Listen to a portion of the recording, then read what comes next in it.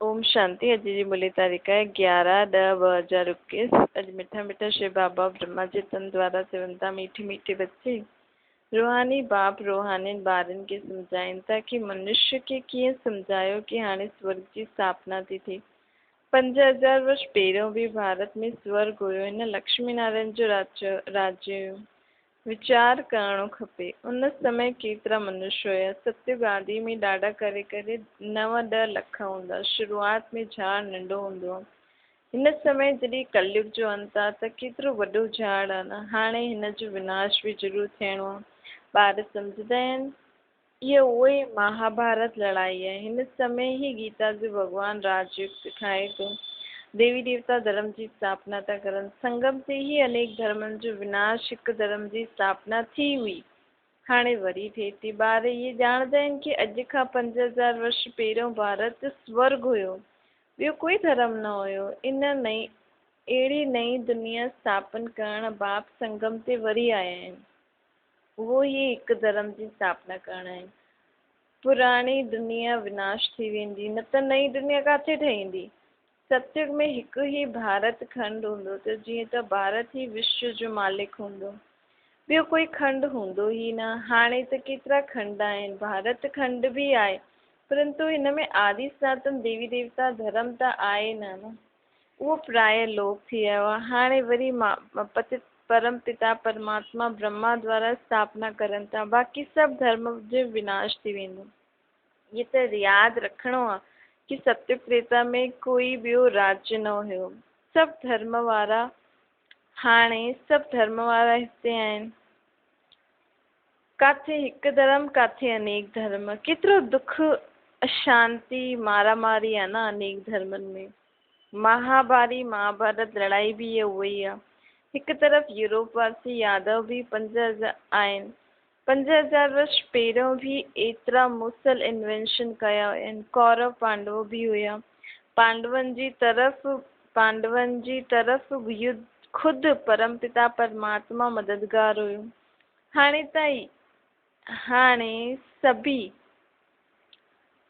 सभिनि हिते घर गृहस्थ में रहंदे हुए बाबा जा जेका ॿार आहिनि, हाणे सभु घर गृहस्थ में रहंदे हुए बाप खे यादि करनि था। इन सां तव्हांजा पाप कटजनि था, पाप वधनि नथा। पास्ट जा विक्रम विनाश था थियनि ऐं पाप वधनि नथा, छो जी बाबा जी यादि में आहियूं न असां पांडव। हाणे बाप सम्झाईंदो आहे, तव्हां ही भारतवासी सत्युग में हुयो, सतो प्रधान हुयो। उहे हिन समय 84 जन्म वठी हाणे तमो प्रधान थी विया आहिनि। हाणे सतो प्रधान कीअं ठहूं? जॾहिं सतो प्रधान भी आहे शब्द, त ज़रूरु तमो प्रधान थी विया आहियूं, त सतो प्रधान भी ठहिणो आहे न। सतो प्रधान तॾहिं ठहींदासीं जॾहिं पतित पावन बाप खे यादि कंदासीं। हिन योग अग्नि सां ई सभई आत्माउनि जा पाप भस्म थींदा। कोई योग अग्नि बाप खे यादि करे भस्म था करनि, कोई सजाएं खाई करे भस्म कंदा। परंतु पाप भस्म करण जा इहे 2 उपाय आहिनि, या त बाबा जी यादि या सजा, या त भुगतणो पवंदो आहे। आत्मा सतो प्रधान ठही वेंदी, पोइ स्वर्ग में 21 जन्मनि जो तव्हांखे वरसो भी थो मिले। बाक़ी पुरानी दुनिया जो विनाश त थियणो ई आहे। भारत सतयुग में शिष्टाचारी हुयो। सृष्टि जे आदि में ॾाढा थोड़ा सा मनुष्य हुयो। भारत स्वर्ग हुयो, ॿियो कोई खंड न हुयो। हाणे ॿिया धर्म वधंदा वधंदा झाड़ केतिरो वॾो थी वियो आहे। ॿियो तमो प्रधान जर्जड़ीभूत थी वियो आहे। हाणे हिन तमो प्रधान झाड़ जो विनाश थियणो आहे। नई दुनिया देवी देवता धर्म जी स्थापना थिए थी। उनजे झाड़ जी स्थापना थिए थी। संगम ते ही थींदी न, अर्थात कलयुग जे सतयुग जे आदि जे समय ही थींदी। हाणे तव्हां आहियो संगम ते। आदि सनातन देवी देवता धर्म जो हाणे सैम्पलिंग लॻे थो। पतित मनुष्यनि खे बाप पावन थो ठाहे। उहो ही आत्मायूं वञी करे देवता ठहींदियूं, जेके हाणे बाप खे यादि करे पावन थी ठहनि। त पहिरें नंबर में उहो जो ईंदा, उहो पूरा 84 जन्म वठंदा। उहो ही हाणे ज्ञान वठण आया आहिनि, छोजी हुननि खे वापसि खां पहिरें नंबर में वञिणो आहे। सभिनि खां पहिरियों देवी देवताउनि जो पाठ आहे। उहो पहिरियों मूंखां बिछड़िया आहिनि न परम धाम मां, पोइ हुननि जो ही पाठ थियणो आहे। सत्युग में ही सर्वगुण संपन्न थियण, सत्युग में ही सब सर्वगुण संपन्न, सोलह कला संपूर्ण, संपूर्ण निर्विकारी, अहिंसक, मर्यादा पुरुषोत्तम हुया न। हाणे विशेष वर्ल्ड आहे, रात ॾींहं जो फ़र्क़ु आहे। हाणे विशेष वर्ल्ड खे वाइसलेस वर्ल्ड केरु ठाहींदो? पुकारदा बि आहियूं, हे पावन ठाहिण वारा अचु। हाणे उहो आयो आहे, बाप चए थो मां तव्हांखे वाइसलेस ठाहियो हुयो। हाणे विशेष दुनिया आहे, रावण तव्हांखे विशेष छा थो चई? हिन जी हाणे विनाश थियणो आहे, विनाश जे लाइ लड़ाई लॻणी आहे, न त विनाश कीअं थींदो? हाणे उहो चवनि था हिकु मत कीअं थिए। दुनिया में माण्हू केॾी कोशिशि था करनि, सभु हिकु मत थी करे शांती सां हलूं, परंतु सभु चवंदा असांजी मत सुठी, इहा असांजी मत वॾी। अनेक मतियूं आहिनि, हिकु मत कीअं थींदी? अनेक मतांतर जे अंदरि हिकु धर्म जी मत केरु स्थापन करे? कंहिंमें एतिरी शक्ति आहे? बाबा चए थो हाणे उहो हिकु मत जी स्थापना करण मां आहियो, मुंहिंजे सवाइ कोई बि हिन दुनिया में हिकु मत स्थापन न करे सघंदो, छो जी सभु शरीरधारी आहिनि न, शरीरनि ते धर्म हूंदा आहिनि। मां अशरीरी, मुंहिंजो कोई धर्म ई न आहे, मां त आहियां ई शांति धाम जो रहण वारो, तव्हां आत्माउनि जो पिता। हिन करे मां सभिनि आत्माउनि खे हिकु मत ई ॾींदो, जंहिंसां हिकु धर्म जी स्थापना थी थिए। बाबा चवनि था कि सभु विनाश, सभु मतियूं विनाश थी वेंदियूं। हाणे आदि सनातन देवी देवता धर्म वारा पावन हुया, उहे ई 84 जन्म भोगे हाणे पतित ठहिया आहिनि। पोइ बाप अची करे भारतवासियुनि खे वरी खां स्वर्गवासी जो वरितो थो ॾे, अर्थात असुर खां देवता थो ठाहे। तव्हां कंहिंखे बि सम्झाए सघंदा आहियो कि बाप चए थो मूंखे यादि करो त पतित खां पावन ठही वेंदो। हाणे तव्हां ज्ञान चिता ते वेठा आहियो न, चिता ते विहण सां तव्हां पावन था ठहो। पोइ द्वापर में रावण राज्य थियण जे कारण काम चिता ते वेही वेही भ्रष्टाचारी ठही वेंदा आहियो। अॼु खां 5000 वर्ष पहिरियों इहे देवी देवता हुया, थोड़ा सा ई मनुष्य हुया, हाणे त केतिरा असुर ठही विया आहिनि न। ॿियो धर्म बि ऐड थी विया आहिनि, त झाड़ केॾो वॾो थी वियो आहे। बाप सम्झाईंदा आहिनि झाड़ जर्जरीभूत अवस्था खे पाइजी वियो आहे। हाणे वरी खां मूंखे हिकु मत जो राज्य स्थापन करणु अचिणो ई पवंदो आहे। भारतवासी चवंदा बि आहिनि हिकु धर्म हिकु मत थिए। इहे भारतवासी भुलिजी विया आहिनि कि सतयुग में ई हिकु धर्म हुयो ऐं हुन सतयुग जी स्थापना हाणे बाबा करे थो। हिते त अनेक धर्म आहिनि, हाणे बाप अची करे वरी खां हिकु धर्म जी स्थापना थो करे। तव्हां ॿार राजयोग था सिखो, ज़रूरु भॻवान ई राजयोग सेखारींदो, ही कंहिंखे बि पतो न आहे। प्रदर्शनी जो उद्घाटन जॾहिं कोई करण ईंदा आहिनि त उन्हनि खे सम्झाइणो खपे तव्हां कंहिंजो उद्घाटन करण आया आहियो। बाप हिन भारत खे स्वर्ग थो ठाहे, त हुन स्वर्ग जी स्थापना करण लाइ जो पाठशालायूं आहिनि, बाबा जी जो जॻहियूं आहिनि, उन्हनि जो तव्हां उद्घाटन था करो। अर्थात हीअ जॻह कहिड़ी जॻह आहे? इन सां दुनिया स्वर्ग ठही वेंदी, नर्कवासी सभु विनाश थी वेंदा। विनाश खां पहिरियों जंहिंखे बाप खां वर्स वठिणो आहे उहो अची करे सम्झे। इहो BK जो आश्रम आहे, इहे क्वारंटाइन क्लास आहे। ॿियो हुननि खे बि ॿुधाए सघंदा आहियो कि जंहिंजो तव्हां उद्घाटन था करो, इहे क्वारंटाइन क्लास आहे। हिते 7 रोज़ क्लास करण सां तव्हांजा 5 विकार निकिरी वेंदा ऐं तव्हां देवताउनि जीअं ठही वेंदव। देवताउनि में 5 विकार न हूंदा आहिनि न। हाणे हिन क्वारंटाइन सेंटर में क्लास में तव्हां 5 विकारनि जो दान ॾियो त तव्हां देवता ठही वेंदव। तॾहिं तव्हांजे मथां जेको ग्रहण था उहो उतरंदो। ते दान त छूटे ग्रहण, तव्हां पोइ 16 कला संपूर्ण ठही वेंदव। भारत सतयुग में 16 कला संपूर्ण हुयो, हाणे कोई कला न आहे, सभु कंगाल थी विया आहिनि। बाबा चवनि था कोई ओपनिंग करण ईंदा आहिनि त चओ हितां जो क़ाइदो आहे। बाप चवंदो आहे 5 विकार दान ॾियो त ग्रहण छूटे, तव्हां 16 कला संपूर्ण देवता ठही वेंदव, पवित्रता अनुसार पद पाईंदा। बाक़ी अगरि कुझु न कुझु कला कम रहिजी वेंदी त जन्म पोइ देरी सां थींदो। सत्य त्रेता में देरी सां ईंदासीं।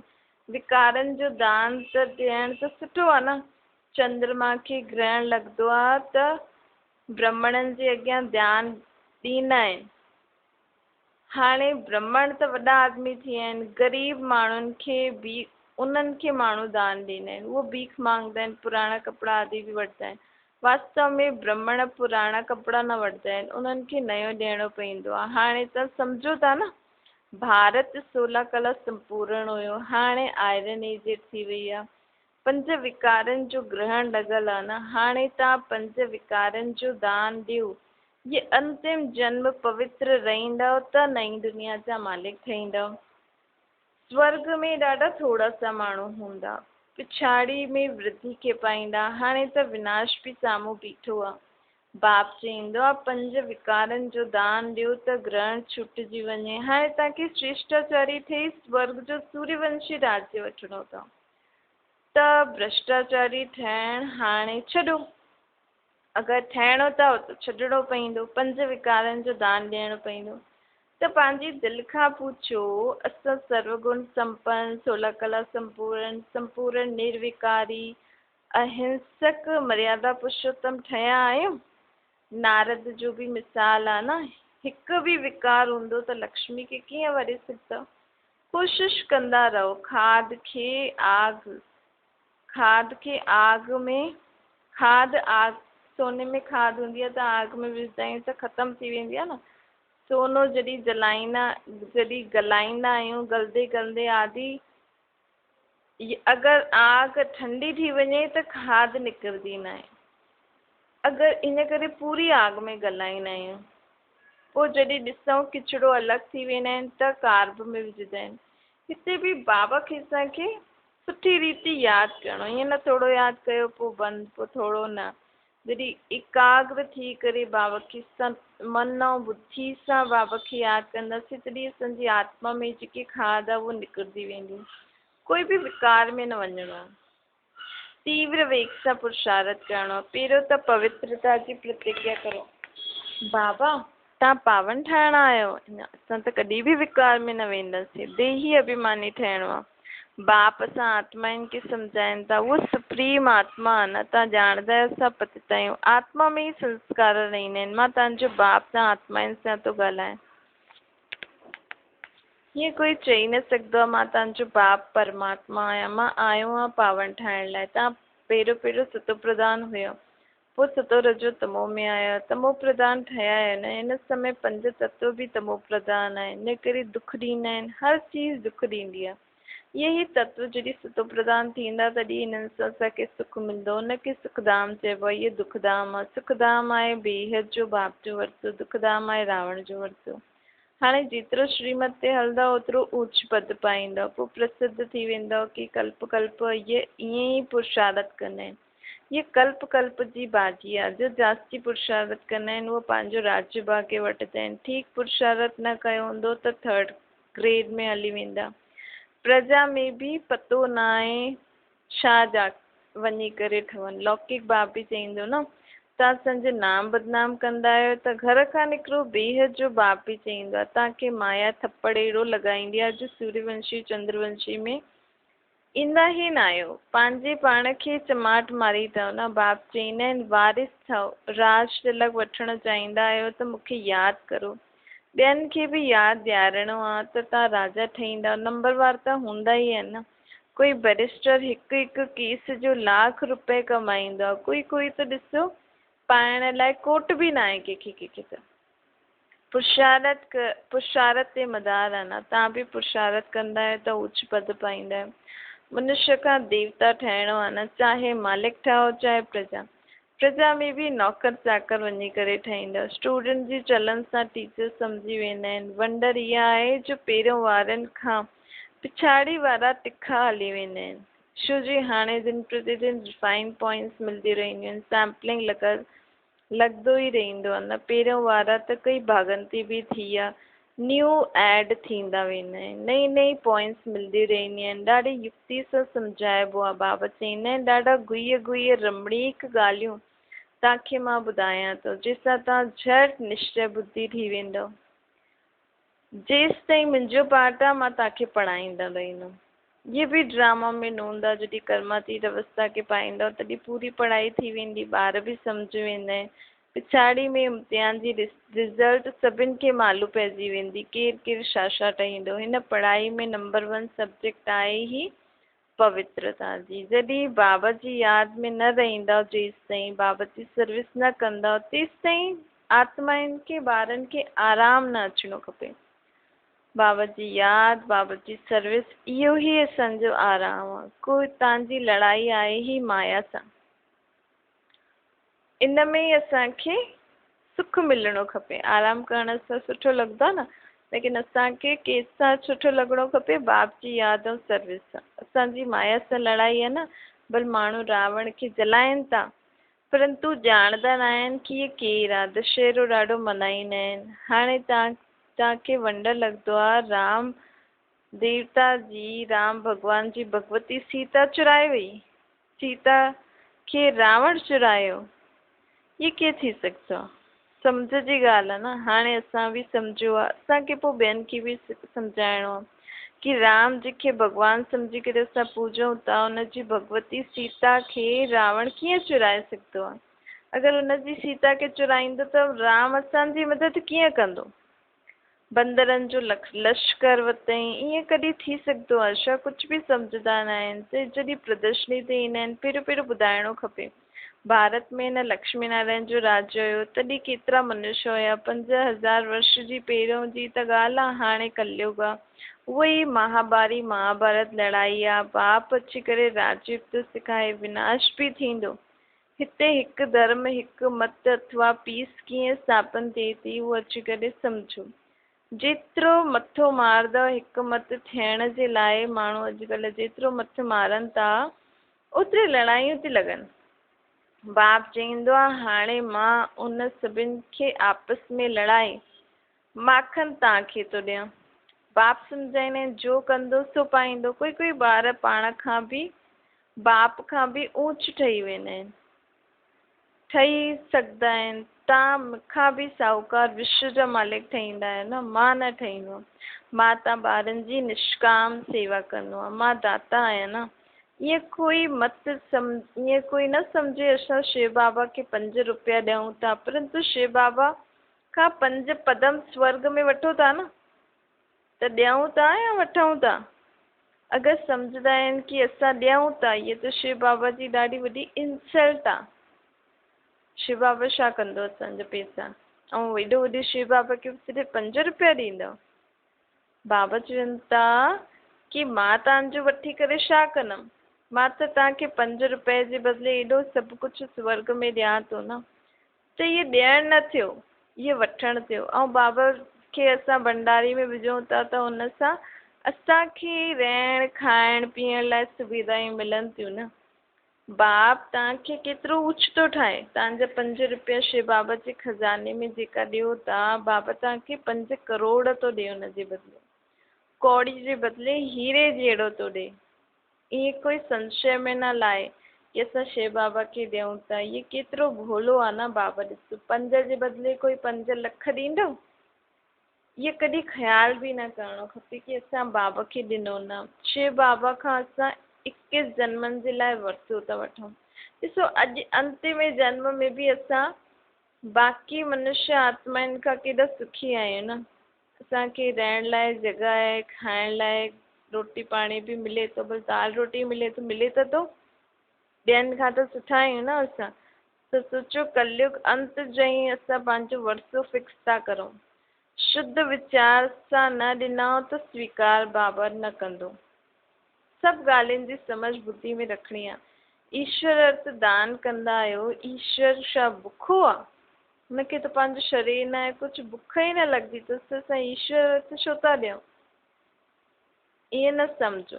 बाबा तव्हां जेको ॾिए था, हुनजे बदिले तव्हांखे ॿिए जन्म में मिलियो थो, ईअं सम्झो। हाणे तव्हांखे बाप कर्म अकर्म विक्रम जी गति वेई थो सम्झाए। हिते जो कर्म कंदव सो विक्रम ई थींदो।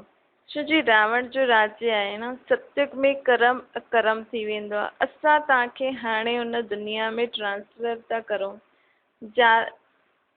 जाते तव्हांजा विक्रम थींदा ई न तव्हां खां। ॾाढा ॿार थी वेंदा आहिनि। पोइ बाबा चवंदा आहिनि ॾाढा ॿार थी वेंदा पोइ तव्हांजो पैसो छा कंदासीं। कई ॿार सोचंदा आहिनि कि पोइ ॾींदासीं, या कई ॿार अंत में बि ईंदा बाबा जे यज्ञ में विझण में। लेकिन बाबा चवंदा आहिनि कि हुन समय तव्हांजो धन मां छा कंदमि। मां बि कोई कच्चो शराब थोरी आहियां, शराब थोरी आहियां जो वठां ऐं कमु न अचे। अंत में त सभु कुझु ख़तमु थी वेंदो। असां चऊं बाबा खे असां एतिरो धन ॾिनो, लेकिन उहो त सभु जली वेंदो, कोई कमु न ईंदो। त बाबा हुन जे बदिले तव्हांखे छा ॾींदो। बाबा वठंदो ई न। बाबा चवंदो हुन समय वठी करे मां छा करां जो मूंखे ॾियो बि ऐं मूंखे भरी करे ॾियणो पए। मां पक्को शराफ़ आहियां। कई ॾींदा ज़रूरु, ॾींदा सही, लेकिन हुन समय मां उन्हनि ॿारनि खे चवंदमि कि हाणे हिन जी ज़रूरत न आहे। इन करे सफ़र करिणो आहे तन मन धन त हाणे ई सफ़र करिणो आहे ऐं सुठे मन सां।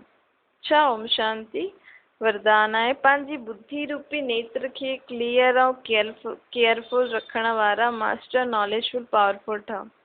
जीअं ज्योतिष पंहिंजी ज्योतिषी पंहिंजी ज्योतिष जी नॉलेज सां, ग्रहनि जी नॉलेज सां अचण वारी आपदाउनि खे ॼाणे वठंदो आहे। ईअं ई तव्हां ॿार इन एडवांस माया द्वारा अचण वारा पेपर खे परखे करे पास विद ऑनर्स थियण लाइ पंहिंजी बुद्धि रूपी नेत्र खे क्लियर ठाहियो ऐं केयरफुल ठाहियो।